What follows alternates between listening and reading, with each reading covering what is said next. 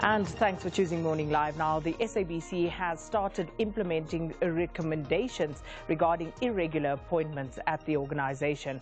At least 28 posts have been identified as having been irregularly filled. Now, the organization is in the process of informing the affected staff members before approaching the Labour Court. The recommendations are contained in different reports, including one from the Public Protector entitled "When Governance and Ethics Fail." Another report was from the Parliamentary Ad Hoc Committee and another from an investigation conducted by the SABC. This morning, we're discussing what exactly constitutes proper labour practice when dealing with such matters. And joining us now is labour expert Khomotso Makapane, who is head of labour law and partner at dispute resolution. Thanks for your time this morning. Thank you for having me. So this is always a very curious issue when people are found to have been irregularly appointed into positions. And they may argue that they've gone through the recruitment process like everybody else. So explain to us what sort of difficulty the organization may encounter in trying to implement these resolutions. On my way here, I had to think about when were you appointed, just to see you are not one of the 28. But I was satisfied that you're not. I think to start with, the moment you call something irregular, it is because you are saying there are certain set processes and procedures that were not followed.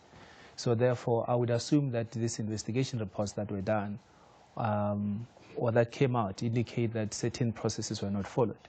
And to the extent that you can prove that internally certain fundamental processes were not followed, then it is only that basis that you can say that the appointment was irregular.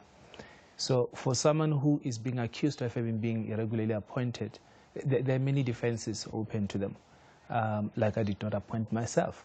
And I would not have known internally if processes were followed or not. But it is difficult if you know that you were not interviewed, there was no position of vacancy when you came in and stuff like that. So it's fact-based. So we're going to have to look at the facts and assess what is available to the SABC and also to the alleged or accused employees. And this is where it gets a bit tricky, as you rightly point out, because someone could say, well, I went for an interview, I was subjected to all the processes as per the prescripts of the labour law. What would the organization then have to prove in this instance in order to make sure that they are able to say this particular appointment was unlawful, it was irregular? So the first thing is going to have to show or to prove what the policies of the organizations are, to also prove the applicable DOA, delegation of authority at the time, and that either the people did not go through the letter of the process as stipulated in the policies, and or that they are not even recognized in the books of the organization as being employees because of the manner in which they are appointed. And what then becomes important at that point is the policies themselves are not sufficient if there is a prevailing culture in the organization as well, that things are done a certain way. You're also going to have to prove that the appointments did not accord with any accepted culture at the organization.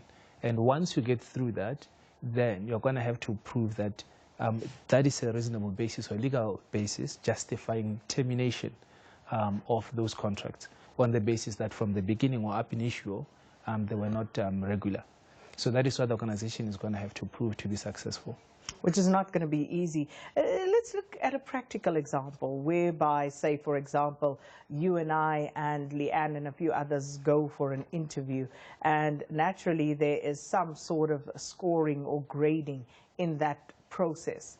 And is it par for the course that the person who scores the highest in that interview process naturally gets the job? Is that how it works? Or could you be the lowest in scoring and still be appointed?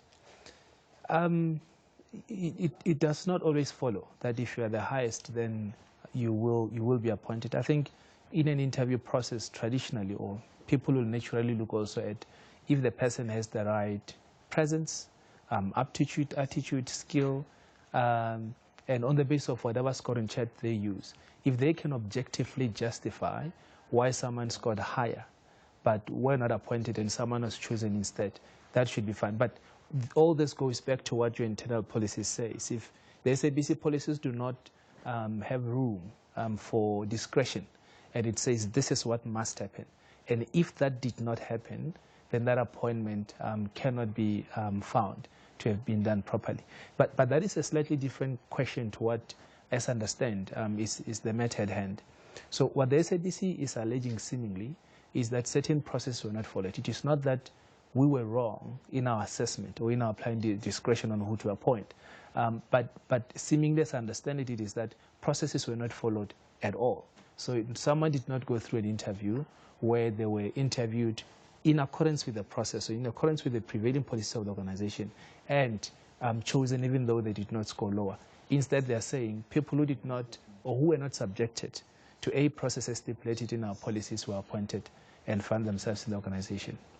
So then there's, of course, the cost to the organization, because whether it is an irregular appointment, whether it is a promotion that is also irregularly affected, it does come at a cost to the organization. So what sort of recourse would the SABC have if they are in fact able to prove that these appointments were irregular against those who affected those appointments and those who benefited from them?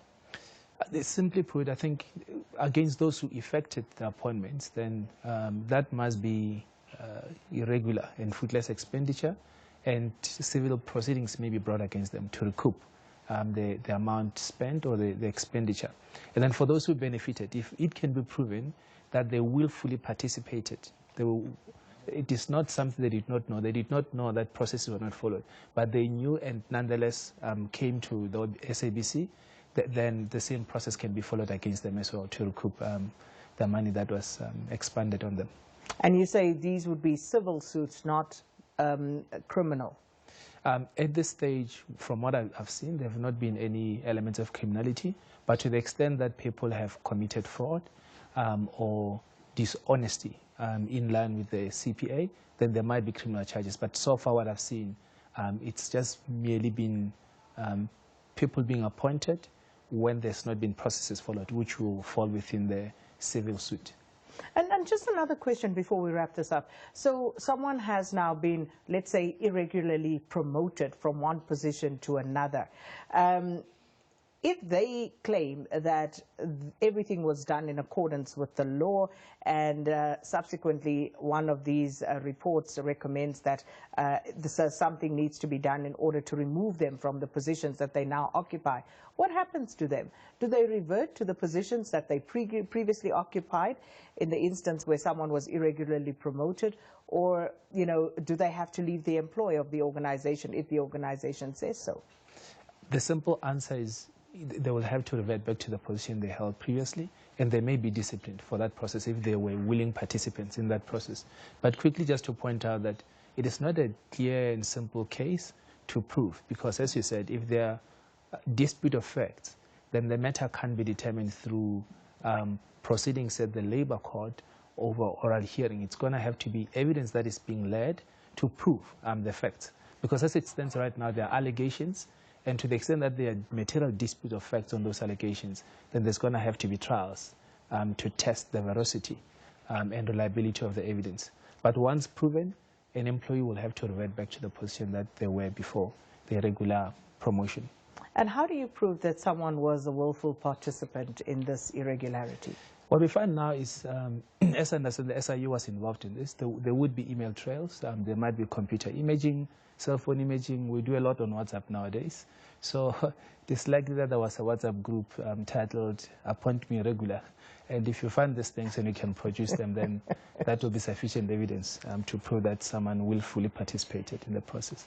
Well, Khomotso, thanks so much for your time this morning. Labor expert Khomotso Makapane, who is head of labor law and a partner in dispute resolution, talking to us about the HR processes to be followed in dealing with the unlawful and irregular appointments in the workplace, something that we are currently dealing with here as an organization at the SABC. Right, we're going to take a break. On the other side of that, of course, we'll have your latest news.